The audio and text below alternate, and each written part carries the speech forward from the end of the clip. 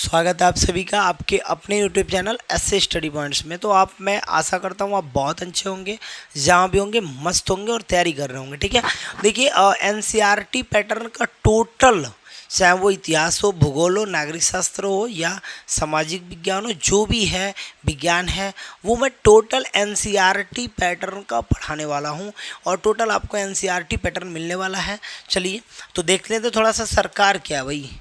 तो एक टॉपिक है सरकार क्या है, बहुत ज़रूरी है जानना कि सरकार क्या है सरकार। देखिए जैसे बहुत सारे आपने न्यूज अखबारों में पढ़ा होगा कि भाई सरकार के कामगारों से अधिकतम मतलब रक्षा की मांग है या बाढ़ पीड़ित हैं, जो भी लोग हैं। देखिएगा ये कटिंग है कुछ अखबार के, आप देख सकते हैं। ऐसे में बार बार नाम आ रहा है सरकार का कि सरकार ने 15,000 से अधिक गांव वालों को सूखाग्रस्त घोषित किया। सर्वोच्च न्यायालय के लिए 5 और न्यायाधीश, ये जो भी प्याज की दर में उछाल, सरकार प्याज के दाम तय करे। सरकार सरकार सरकार, ये सरकार शब्द नाम सुन के भाई दिमाग हो गया दंग कि भाई सरकार सरकार आखिर है कौन सरकार, सरकार कौन है। तो अब जानना पड़ेगा सरकार कौन है। ठीक है, तो चलिए जानते हैं सरकार आखिर करती क्या भाई, उनको चुनता कौन है और वो है क्या। ठीक है, तो थोड़ा सा देख लेते हैं सरकार को चुनता कौन है। तो देख लीजिए सरकार को कौन चुनता है भाई। तो मैं आपको डायरेक्टली बता रहा हूँ वैसे कि सरकार को तो हम ही चुनते हैं। कौन चुनता है भाई, हम चुनते हैं, क्योंकि लोकतंत्र का मतलब होता है, लोकतंत्र का मतलब है तो लोगों द्वारा शासन, माने लोगों का शासन, मतलब जिनको हमने चुना है वो हमने उनको चुना है शासन करने के लिए। ठीक है, तो लोगों का शासन ये क्या है थोड़ा सा सुन लेते हैं। देखिए हर एक देश में विभिन्न निर्णय लेने या काम करने के लिए सरकार की ज़रूरत होती है। निर्णय कई विषयों से संबंधित होते हैं, जैसे सड़क, स्कूल कहाँ बनेगा, बहुत ज़्यादा महंगी हो जाने पर कोई चीज़ के दाम कैसे घटाए जाएंगे, बिजली की आपूर्ति को कैसे बढ़ाया जाए। सरकार कई सामाजिक मुद्दों पर कार्रवाई करती है। उदाहरण के लिए सरकार गरीबों की मदद भी करती है। तो ये बहुत सारे कंडीशन है, इसके लिए रहना बहुत ज़रूरी है सरकार की। आखिर सरकार ये सब कुछ करती कहाँ से है, पैसा कहाँ से आता है, क्या करती है भाई, उसके बारे में भी हम जानते हैं थोड़ा सा। चलिए देख लेते हैं ऊपर। ठीक है, तो देखिए बहुत ही आसान भाषा में आपको बताने वाला हूँ कि देखिए होता क्या है, करने के लिए गरीबों के मदद करने के लिए कार्यक्रम चलाई जाती है। इसके अलावा अन्य महत्वपूर्ण काम किए जाते हैं। ठीक है, इसके अलावा अन्य महत्वपूर्ण क्या किए जाते हैं, काम किए जाते हैं। ठीक है, चलिए देख लेते हैं इसके अलावा अन्य महत्वपूर्ण काम। देश की सीमाओं की सुरक्षा करना, दूसरे देश की शांतिपूर्ण व्यवहार रखना, जिसकी जिम्मेदारी सुनिश्चित रखना, देश के लिए सभी नागरिकों को पर्याप्त भोजन, अच्छी स्वास्थ्य और सुविधाएं मिलना। ये सारी चीज़ें कौन देना चाहिए, किसको देना चाहिए, सरकार को हमारे लिए देना चाहिए। प्राकृतिक जब विपदा घेरे या सुनामी या भूकंप या कोई मुख्य रूप से सरकार से पीड़ित या लोगों की सहायता करती है। अगर कहीं भी विवाद होता है तो कोई अपराध करता है तो लोग न्यायालय के पास जाते हैं। न्यायालय भी सरकार का ही एक अंग है। न्यायालय किसका अंग है, सरकार का ही अंग है। तो ये जो भी आप बातें देख रहे हैं ये सब किसके अंतर्गत हो रही है भाई, सरकार। अगर जो सुनामी आ जाए, भूकंप आ जाए, कोई प्रकृति आपदा विपदा आ जाए, तो ये सब किसके अंतर्गत हम देखेंगे, सरकार के अंतर्गत। सरकार से हम एक उम्मीद लगाएंगे कि भाई सरकार हमारी मदद करेगी। ठीक है, तो अब देखिए सरकार हमारी मदद क्यों करेगी भाई। शायद आपको जानकर अचरज होगा कि सरकार इतना सब कुछ कैसे कर पाती है, सरकार के लिए इन कामों को करना क्यों ज़रूरी है। जब लोग इकट्ठे रहते हैं और काम करते हैं, कुछ हद तक एक व्यवस्था की ज़रूरत होती है जिससे आवश्यक निर्णय लिए जा सके। कुछ नियमों की ज़रूरत होती है सब पर लागू। उदाहरण के लिए संसाधनों के नियंत्रण, देश की सीमाओं की सुरक्षा ज़रूरत होती है ताकि लोग सुरक्षित महसूस कर सकें। लोगों के लिए सरकार कई तरह से काम करती है, वह नियम बनाती है, निर्णय लेती है, अपनी सीमा में रहने पर उन्हें लागू करती है। अब कंडीशन क्या है कि जो भी है, जैसे दूसरे देशों के जो बॉर्डर होते हैं उस पर फोर्स लगाती है ताकि हम सुरक्षित रहें। ये सारे नियम कौन लेता है भाई, सरकार लेती है। सरकार के अंतर्गत ये सारी चीज़ें अब आ रही हैं। अब देखिए सरकार के अंतर्गत और भी कौन कौन सी चीज़ें हैं ये देख लेते हैं पहले। तो ये देख लेते हैं, देख लीजिए ये 2-3 चीज़ें आपको दिख रही होंगी जो कि सरकार के अंतर्गत है। कौन सी, ये क्या है भाई, ये क्या है, तो ये है उच्च न्यायालय। तो सर्वोच्च न्यायालय भी किसके अंतर्गत आता है, तो सरकार के अंतर्गत आता है। भारत पेट्रोलियम देख ले सकते हैं, भारत पेट्रोलियम किसके अंतर्गत आता है, तो सरकार के अंतर्गत आता है। ठीक है, तो इसके बाद से ये उसके बाद से ये देख लीजिए इंडियन रेलवे है, तो रेलवे किसके अंतर्गत आता है, तो ये भी सरकार के अंतर्गत आता है। ठीक है, हम ये जो पढ़ रहे हैं एनसीईआरटी के क्लास 6 का है। ठीक है, तो क्लास 6 से मैंने स्टार्ट किया है और क्लास 6 का टोटल वीडियो आपको मिलेगा। ठीक है, उसके बाद से 7th का, 8th का, 9th का, ऐसे टोटल क्लास का वीडियो मिलता रहेगा। ठीक है, तो ये देख लीजिए, ये सरकार की बातें हैं। चलिए आगे बढ़ते हैं थोड़ी सी, और ये देख लेते हैं यहाँ पे सरकार के स्तर देख लीजिए। अब यहाँ पे थोड़ा सा हम समझ लेते हैं सरकार के स्तर। जब आपको पता चले कि सरकार कितनी सारी अलग अलग चीज़ों की जिम्मेदार है, तो आप सोच सकते हैं कि सरकार ये सारे इंतजाम कैसे करती होगी। दरअसल सरकार अलग अलग, देखिए सरकार कहाँ से ला रही भाई, अलग अलग स्तरों पर काम करती है, स्थानीय स्तर, राज्य स्तर और राष्ट्रीय स्तर। तो 3 स्तर का मतलब आपको समझा दें कि जो स्थानीय स्तर होता है, वो आपके ये जिले तक ही सीमित हो जाएगा, और राज्य स्तर का मतलब एक प्रदेश तक सीमित रहेगा, राष्ट्रीय स्तर का मतलब एक देश, दूसरे देशों से मतलब सीमित होगा। ठीक है, स्थानीय स्तर का मतलब आपके गांव शहर या मोहल्ले, बोला हूँ ना, गांव शहर मोहल्ले यहीं तक रहेगा। ठीक है, राज्य स्तर का मतलब पूरे राज्य में, ध्यान रखें, जैसे हरियाणा या असम की सरकार पूरे राज्य का। ठीक है, राष्ट्रीय स्तर का मतलब पूरे देश का होता है।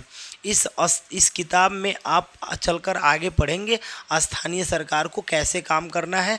आगे की कक्षाओं में हम राष्ट्रीय स्तर और उसके आगे की जो कंडीशन है उसको हम जानने वाले हैं। ठीक है, चलिए तो थोड़ा सा हम बढ़ जाते हैं आगे, और आगे बढ़ जाते हैं। ये यहाँ पे दे दिया है कंडीशन और टोटल भारतीय राजनीतिक टोटल फिगर बना के दे दिया है। फिगर थोड़ा स्पष्ट नहीं है, नहीं तो समझा देता मैं। चलिए आगे बढ़ जाते हैं हम, और ये फिगर भी दे दिया है भाई, ये फिगर एकदम स्पष्ट नहीं है। यहाँ पे एक चीज़ नोट करने वाला है, क्या है नोट करने वाला, देख लीजिएगा कि आंध्र प्रदेश राज्य के पुनर्गठन के बाद 2 जून 2014, 2 जून 2014, ये याद करने वाली बात है कि तेलंगाना और भारत का 29वां राज्य बना। ठीक है, लेकिन 31 अक्टूबर 2019 में जम्मू और कश्मीर 2 अलग अलग केंद्र शासित प्रदेशों में बांट दिया गया, जम्मू और कश्मीर। ठीक है, तथा लद्दाख। तो जम्मू और कश्मीर तथा लद्दाख, इसको 2 अलग अलग केंद्र शासित प्रदेशों में बांट दिया गया। कब बांटा गया, तो ये याद रखना 31 अक्टूबर 2019, 31 अक्टूबर 2019। और वो जो पहले वाला था वो क्या था मेरे भाई, 2 जून 2014। ठीक है, 2 जून कितना था, 2014। ठीक है, तो ये याद रखना है, ये बिल्कुल हमारे काम लायक चीज़ें हैं। ठीक है, चलिए थोड़ा सा आगे बढ़ जाते हैं।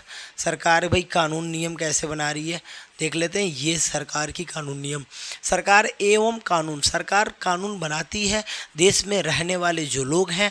देख लीजिए, देश में रहने वाले सभी लोगों के लिए कानून मान्य होते हैं। केवल यह तरीका है जिससे सरकार काम कर सकती है। सरकार के पास जैसे कानून बनाने की ताकत होती है, वैसे ही यह भी ताकत होती है कि लोगों को कानून मानने के लिए बाध्य करे। अभी नहीं कि सरकार खाली कानून बना दे लोग नहीं मानेंगे, नहीं भाई, उसके पास इतनी पावर है सरकार के पास कि अगर जो कानून बनाई है तो उससे मनवाएगी भी, बाध्य हो। उदाहरण के लिए एक कानून है, गाड़ी चलाने के पास लाइसेंस होना चाहिए। अगर लाइसेंस के बिना गाड़ी चलाते हुए पकड़ा जाए तो उसे जेल की सज़ा या जुर्माना देनी पड़ती है।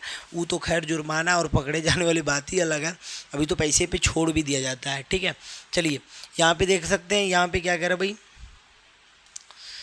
किसी दूसरे कानून को लेकर यह विचार कीजिए कि लोगों से उसे भी क्यों मानना जरूरी है। कुछ कानून ऐसे बन जाते हैं सरकारों के द्वारा कि उसका प्रोटेस्ट होने लगता है और जिसका विरोध होता है। ठीक है, जम के यहाँ आप देख सकते हैं भाई, सरकार जो कार्रवाई कर सकती है उसके अलावा अगर लोगों को लगे कि जैसे कानून ढंग का पालन नहीं हो रहा है तो वे एक कुछ कदम उठा सकते हैं। उदाहरण के लिए अगर किसी व्यक्ति को लगे कि उसको उसके धर्म या उसकी जाति का कारण किसी में नौकरी नहीं मिल रहा है तो वह न्यायालय में जा सकता है और दावा कर सकता है कि कानून का पालन ठीक से नहीं हो रहा है, ठीक है। तब न्यायालय आदेश देगा कि वह क्या कदम उठाने की ज़रूरत है। तो ये बात समझ में आया। तो ये बात हमको समझना है कि अब देखिए यहाँ पे ये देख लेते हैं, लोकतंत्र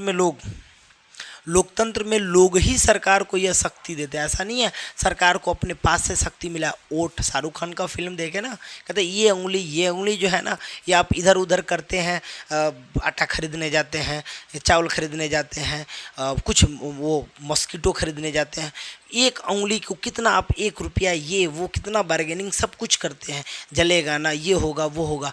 लेकिन वही जब आप नेता चुनने जाते हैं जो 5 साल हमको धुनने वाला है, जिसको 5 साल हम शक्ति दे रहे हैं कि भाई राज करो मेरे पे, तुम राज करो मेरे पे, राज करो, ये शक्ति देने जा रहे हैं हम उसको, ठीक है। किसको? वो जो नेता है उसको। और उसको जब हम ये शक्ति देने जा रहे हैं मेरे भाई, तो क्यों नहीं हम नाप तोल करते हैं। शाहरुख खान की मूवी में ये चीज़ बहुत अच्छे से दिखाया गया था, तो ये बहुत अच्छा लगा था। और ये बात होनी भी चाहिए, बिल्कुल होनी चाहिए कि भाई अगर जो हम नेता चुनने जा रहे हैं तो बिल्कुल ये बात होनी चाहिए कि हम समझे कि भाई तुम क्या करोगे, मेरे लिए क्या करोगे, मेरे बच्चों के लिए क्या करोगे, बताओ 5 साल तुम क्या करोगे, तब हम तुमको वोट देंगे। तुम एक्सपायर तो नहीं हो जाओगे बीच में कहीं छोड़ के। अब देखो पार्टी बदलते रहे, हमने पार्टी को दिया इस पार्टी को वोट, वो बदल के दूसरे में चला गया, उस पार्टी का हो गया।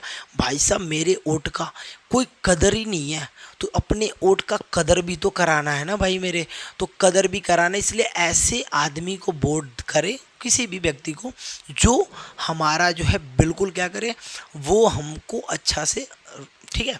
चलिए तो आगे देख लेते हैं, बहुत सारे ऐसे कंडीशन हैं, तो मैं आगे भी पढ़ ले रहा हूँ। चलिए सरकार, ये टोटल वही बातें थी, ठीक है। यहाँ पे देख लीजिए सरकार के प्रकार हैं, तो सरकार के बहुत सारे प्रकार हैं भाई। कह रहा है कि सरकार को निर्णय लेने और कानून का पालन करवाने, उन्हें बाध्य बनाने की शक्ति कौन देता है। इस प्रश्न का उत्तर आपके पे निर्भर करता है। अब देखिए लोकतांत्रिक सरकार का क्या मतलब है, मैं डायरेक्ट यहाँ पढ़ के भी समझा दे रहा हूँ। लोकतांत्रिक सरकार क्या है, लोकतांत्रिक सरकार क्या है। मैंने बोला सबसे पहले लोकतंत्र तो वही है, लोगों का शासन, मतलब लोकतांत्रिक सरकार मतलब हमारे द्वारा चुने गए सरकार हैं, हमने उनको चुना है और हमने उनको ये पावर दिया है कि भाई आप राज करो मेरे पे, तो वो राज कर रहा है। जिस दिन हम ये पावर हटा देंगे अपने, जिस दिन हम चाह देंगे कि ये पावर हट जाए, तो भाई आप कुछ नहीं बचेंगे, फिर आपके पास वो पावर सारी खत्म हो जाएगी। तो लोकतांत्रिक का मतलब लोगों का शासन। यहाँ शासन किसका है, लोकतांत्रिक देश है भारत अपना, मतलब कि लोगों का शासन है यहाँ पे। अब जो लोगों का शासन है, देख लीजिए भारत एक लोकतंत्र देश है। इस लोकतांत्रिक व्यवस्था को पाने के लिए हमने लंबी लड़ाई, बहुत लड़ाई लड़ी है भाई सरकार में। और भी कई देश जहाँ लोगों ने, अब देखिए सरकार में और भी बहुत सारे देश हैं जो वहाँ पे वो लोग लड़ाई लड़े, लेकिन हमारे यहाँ तो भाई संघर्ष का एक बड़का वो चला है, बहुत ज़्यादा संघर्ष हुआ है, लोकतंत्र लाने के लिए संघर्ष किए गए हैं। ऊपर बताया जा चुका है कि लोकतंत्र का मुख्य बात यह होता है कि लोगों के पास अपना नेता चुनने का शक्ति होता है। इसलिए एक अर्थ में लोकतंत्र लोगों का ही शासन होता है। मैंने बोला अभी कि एक अर्थ ये भी हो जाएगा कि लोकतंत्र लोगों का ही शासन है। किसका शासन है, लोगों का ही शासन है, ठीक है। तो लोकतंत्र लोगों का ही शासन है। आगे बढ़ जाते हैं थोड़ा सा और ये देख लेते हैं यहाँ पे थोड़ा सा, ठीक है, कि ये है आपका कि लोकतंत्र में मूलभूत विचार यह है कि लोग नियमों को बनाने में भागीदार बनकर सरकार खुद शासन करे। आज के समय में लोकतांत्रिक सरकार को प्रायः प्रतिनिधि लोकतंत्र कहते हैं।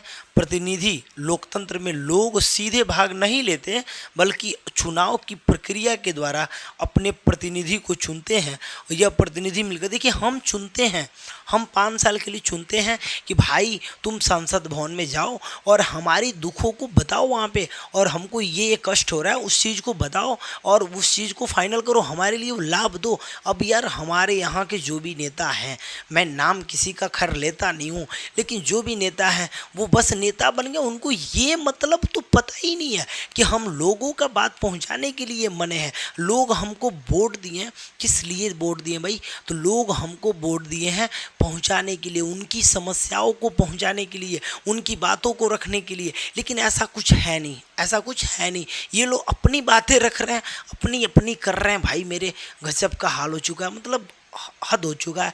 वो लोग को हमारी परेशानी सुनानी चाहिए।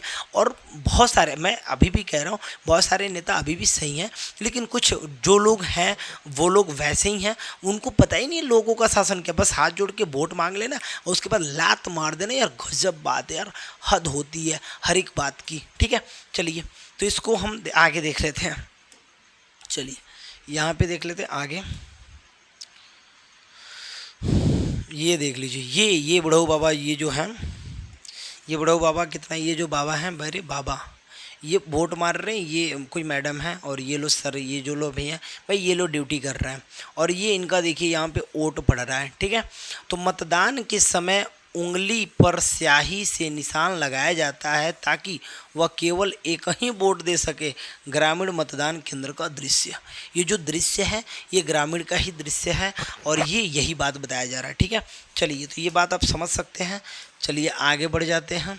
आगे ये देख लीजिए संसार, ये थोड़ा सा ये ज़बरदस्त बातें हैं। ये जो मूवमेंट है इसको हम अच्छे से पढ़ लेते हैं। ठीक है, कह रहे सारी जनता के लिए निर्णय लेते हैं। आजकल कोई भी सरकार अपने आप को तब तक लोकतांत्रिक नहीं कह सकती जब तक वह देश के सभी वयस्क नागरिकों को वोट देने का अधिकार न दे दे। जो बूढ़े लोग हैं उनको भी, लेकिन हमेशा ऐसा नहीं था। क्या आप विश्वास कर सकते हैं कि एक समय ऐसा था जब लोकतांत्रिक सरकारें औरतों, गरीबों को चुनाव में भाग नहीं लेने देती थी। देख लीजिए, एक टाइम ऐसा था कि जो अशिक्षित लोग थे, जो महिलाएं थीं, उनको भाग नहीं देने जाता था। शुरुआती दौर में सरकारें केवल उन्हीं पुरुषों को वोट देती थी जो पढ़े लिखे थे। अब कोई पढ़े लिखे को वोट देने देते थे और खुद ही वोट लेके घोंट के बैठ जाते थे। ठीक है, और जिनके पास अपनी संपत्ति होती थी, लो भाई धनी धनी लोग केवल वोट दे रहे हैं। इसका मतलब था कि औरतें, गरीबों और अशिक्षित को वोट देने का अधिकार नहीं था। ऐसी स्थिति में देश, अब देखिए देश क्या करेगा भाई, अब देश क्या करेगा। अब देख लीजिए, ये देश की स्थिति थी ऐसी। देख लीजिए यहाँ पे ऐसी स्थिति में क्या कंडीशन था, उन्हें मतलब ऐसी स्थिति में देश उन्हीं के सहारे चलता था जो गिने चुने पुरुष बनाते थे। मतलब जो ये गिने चुने लोग थे उन्हीं के सहारे सब कुछ चल रहा है भाई। लेकिन बड़ा दुख होता था। और देखिए, भारत के आज़ादी से पहले बहुत कम लोगों को वोट देने का अधिकार था भाई। सभी लोग गरीब ही तो थे, तो वोट देगा कौन, कुछ ही लोग तो धनी थे, वही लोग तो वोट दे रहे थे। इसीलिए जनता ने संगठित होकर, जनता भाई हम भी वोट देंगे, भाई गरीब हैं तो क्या हुआ, वोट तो मारेंगे, हमको भी चुनने का हक है। तो मेरे पे शासन कर रहे हो, क्यों कर रहे हो भाई, तुम हम जिसको जाएंगे वो शासन करेगा, तू कौन हो भाई। अब देखिए, अधिकार की मांग की, गांधी जी ने साथ दिया। गांधी जी समेत कई नेताओं ने इस अन्यायपूर्ण व्यवहार का विरोध किया। गांधी जी को लगा भाई गांधी जी ने साथ दिया लोगों का कि हाँ भाई गलत तो हो रहा है, पढ़े लिखे नहीं हो तो क्या हुआ, वोट तो दे सकते हो, तुम्हारे पे वो शासन कर रहा है, तुम्हारे पे वो राज कर रहा है। गांधी जी ने सपोर्ट किया भाई। देखिए, उन लोगों का विरोध किया। उन्होंने जोर शोर से यह मांग उठाई। 1931 में यंग इंडिया पत्रिका में लिखते हुए गांधी जी ने कहा था कि मैं यह विचार सहन नहीं कर सकता कि जिस आदमी के पास संपत्ति है वो वोट दे सकता है, लेकिन वह आदमी जिसके पास चरित्र है पर संपत्ति या शिक्षा नहीं है। अब देखिए कितना बढ़िया बात गांधी जी कह रहे हैं भाई। आई लव गांधी जी, मैं तो इनको बहुत मानता हूँ। इनकी बातें जितना पढ़िए मज़ा आ जाता है भाई। उन्होंने कहा कि जिस आदमी के पास संपत्ति है वो वोट देगा, और जो चरित्र जिसके पास है भाई पर संपत्ति या शिक्षा नहीं है वो वोट नहीं दे सकता क्या। ऐसा गांधी जी बोला, वो वोट नहीं देगा, दिमाग खराब है आपका। अब देखिए, जो दिन भर अपना पसीना बहाकर ईमानदारी से काम करता है वो वोट नहीं दे सकता, क्योंकि उसकी गरीब आदमी होने का कोई गुनाह किया भाई। गरीबी में वो जन्म ले लिया, गुनाह किया है, ऐसा तो नहीं है ना। अब गरीबी में जन्म लेना गुनाह वाली बात है, ऐसा नहीं है। ऐसा टाइम था, देखिए कुछ दिन पहले ऐसा था। अभी जो लोग, कुछ लोग गांधी जी को गाली वाली देते हैं भाई, जो लोग, अब कौन लोग हैं वो मैं नहीं जानता, लेकिन वो लोग देते हैं, वो लोग क्या सोच के देते हैं खैर भगवान जाने, मैं नहीं जानता। ठीक है, बस मैं इतना ही जानता हूँ। आगे बढ़ते हैं भाई।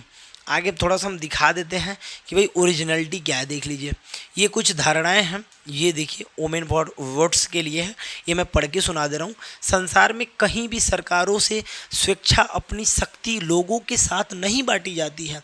पूरे यूरोप और अमेरिका में महिलाओं और गरीबों को सरकार के कार्यों में भागीदारी के लिए संघर्ष करना पड़ा। अब देखिए, ये यहीं के नहीं, यहीं की बात नहीं है, अमेरिका में, वहाँ भी बहुत पहले औरतों को, मतलब हर जगह यार पता नहीं क्या पहले की मानसिकता क्या रही, औरतों को हर जगह दबाया गया। औरतें लड़ी हैं, औरतें लड़ी हैं अपने, मतलब अपने हक के लिए, हमको ये चाहिए, और उन्होंने वैसा किया। मैं इधर देखिए, महिलाओं और गरीबों को सरकार के कार्यों में भागीदारी के लिए संघर्ष करना पड़ा। महिलाओं द्वारा मताधिकार के लिए किए गए संघर्ष में प्रथम विश्व युद्ध के दौरान मजबूती पकड़ी। अभी प्रथम विश्व युद्ध हो रहा था, सब लोग जा रहे थे लड़ाई लड़ने, भाई मेरे उस टाइम पे ना औरतें भी गईं, और जब औरतें गईं तब जाके मर्दों का ना दिमाग खुला, अरे भाई ये भी लड़ सकती हैं, भाई औरतें कम नहीं हैं किसी से। इधर देखिए, आंदोलन का महिला मताधिकार आंदोलन कहते हैं, और अंग्रेजी में इसे सफरेज मूवमेंट भी कहते हैं। सफरेज मूवमेंट का मतलब होता है वोट देने का अधिकार, ठीक है। युद्ध के दौरान बहुत से पुरुष लड़ाई में थे, इसलिए महिलाओं का उन कामों को करने के लिए बुलाया गया जो पहले पुरुषों के काम के माने जाते थे। जब महिलाओं ने विभिन्न प्रकार के काम और उनकी व्यवस्था करना शुरू किया तो लोगों को देखकर बड़ा आश्चर्य हुआ। भैया आश्चर्य क्यों हो रहा है? आश्चर्य हुआ, उन्होंने महिलाओं पर उनकी अक्षमताओं के बारे में क्यों इतनी गलत रूढ़िबद्ध धारणाएं बना रखी थी। ये लोग सोच रहे, अरे यार ये तो सब कुछ कर सकती हैं, महिलाएं तो सब कुछ कर सकती हैं, और हम लोग इतना गलत सोच रहे थे इनके बारे में। अब देखिए, इस तरह महिलाओं को निर्णय में समान रूप से योग्य माने जाने लगा। अब ये नया नया बराबर हैं, बराबरी का दर्जा दिया जाने लगा, ठीक है। अभी देखिए, उसके बाद से क्या है, महिला ने मताधिकार आंदोलन के साथियों से सभी महिलाओं के लिए वोट देने के अधिकार की मांग की। उन्होंने कहा भाई वोट देंगे हम, अगर जो हम ये सब कुछ लड़ाई में भाग ले सकते हैं, ये काम कर सकते हैं, ये काम कर सकते, तो वोट भी लेंगे हम, वोट भी देंगे हम, ठीक है मेरे भाई। और देखिए, उन्होंने जगह जगह पर अपने आप को लोहे की जंजीरों से बांध कर प्रदर्शन किया। लोहे की जंजीर बांध के प्रदर्शन कर रही है महिलाएं कि भाई हम वोट देंगे, हम वोट देंगे, ठीक है। उनमें से कई क्रांतिकारी महिलाएं जेल भी गईं, भूख हड़ताल पर बैठी। अमेरिका में औरतों को वोट देने का अधिकार 1920। यहाँ पे एक पॉइंट है नोट करने वाला कि अमेरिका में औरतों को मतलब वोट देने का अधिकार कम मिला था, तो ये मिला था मेरे भाई 1920 में, जबकि इंग्लैंड में औरतों को वोट देने का अधिकार कुछ साल बाद मिला, 1928 मिला। तो यहाँ पे भाई मिलॉट, ये दो लाइन को हम नोट करते हैं, अमेरिका 1920 औरतों को वोट देने का, और इंग्लैंड में 1928, ठीक है। तो ये यहाँ पे भी अमेरिका में 1920 में उनको हक ये मिला कि वो वोट देंगी। 1920 याद कर लो। अमेरिका में कब भाई? 1920। और इंग्लैंड में कब भाई? 1928। इंग्लैंड में कब? 1928। इंग्लैंड में कब? 1928। इंग्लैंड में कब? 1928, ठीक है। चलिए, तो ये दो चीज़ें याद कर लेते हैं, आगे बढ़ जाते हैं। आगे और हमारा क्या है देख लेते हैं, और आगे देख लीजिएगा, ये बहुत ज़्यादा कुछ क्वेश्चन नहीं है, अभी ये क्वेश्चन ही है, लगभग समाप्त है। तो ये वीडियो कैसा लगा और आपको अच्छा लगा हो तो प्लीज़ वीडियो को लाइक कर दीजिएगा। यहाँ पे कुछ मानचित्र दे रहा है भाई, और यहाँ पे कमेंट में आपको बताना है कि भारत के पड़ोसी देश के नाम क्या है, तो ये आप कमेंट में बताएंगे हमको, ठीक है। अपने राज्य के केंद्र शासित प्रदेश और उसके पड़ोसियों के नाम बताइए, ये भी आप बताइएगा। जिस प्रदेश के आप होंगे वहाँ के आप नाम बताइएगा। अपने ज़िले, उसके पड़ोसी ज़िले के नाम बताइए। तो जिस ज़िले से आप आते होंगे उसके पड़ोसी कम से कम 4 ज़िलों का नाम बताइएगा। तो ये कमेंट में मैं देखने वाला हूँ, ये बताएंगे आप, ठीक है। चलिए लास्ट, और ये हो गया ख़त्म कहानी। यहाँ पे थोड़ा सा कुछ कंडीशन दे रखा है जिसको हम समझ लेते हैं कि भाई है क्या। तो अब क्या है देख लीजिएगा। कह रहा है भाई मेरे क्या है देख लीजिए, कह रहा है भारत सरकार, ये जो भारत सरकार है का रूस के साथ मैत्री संबंध। रूस के साथ मैत्री संबंध स्थानीय थोड़ी ना होगा, राज्य भी नहीं है, राष्ट्रीय होगा, क्योंकि रूस दूसरा देश हो गया ना मेरे भाई, तो वो हो जाएगा राष्ट्रीय, ठीक है। अब कह रहा है पश्चिम बंगाल सरकार सारे सरकारी स्कूलों में कक्षा 8 में बोर्ड का परीक्षा लेने का निर्णय किया। तो यह स्थानीय नहीं होगा, ये हो जाएगा राज्य, क्योंकि पूरा पश्चिम बंगाल के सभी स्कूलों में ये चीज़ होने वाला है। ठीक है। डिब्रूगढ़ और कन्याकुमारी के बीच नई रेल शुरू, ये देखिए डिब्रूगढ़ और मतलब दो प्रदेशों के बीच की बात हो रही है, तो ये भी राष्ट्रीय राज्य की बात हो जाएगी। ठीक है, राज्य से संबंधित बातें हो जाएंगी, या राष्ट्रीय कह सकते हैं, इसको हम राष्ट्रीय कह सकते हैं। ठीक है, इसको हम राष्ट्रीय कहेंगे। ठीक है, चलिए गांव में एक ये देख लेते हैं, गांव में एक सार्वजनिक कुएं स्थान को चुनने का, तो ये तो भाई स्थानीय होगा। और पटना के बच्चों के लिए बड़ा सा पार्क, अब पटना के बच्चों के लिए पार्क बनवाना है तो ये भी स्थानीय ही होगा, क्योंकि वहाँ के बच्चे हैं। हरियाणा सरकार का सारे किसानों को मतलब राज्य हो जाएगा। ठीक है, अब कह रहा है 1,000 रुपये का नया नोट शुरू करने का निर्णय, ये राष्ट्रीय हो जाएगा, क्योंकि ये पूरे देशों के लिए करना है। ठीक है, तो वीडियो कैसा लगा? वीडियो अच्छा लगा हो तो प्लीज़ वीडियो को लाइक कर दीजिए, चैनल पे नए हो तो प्लीज़ चैनल को सब्सक्राइब कर दीजिए। ओके, धन्यवाद।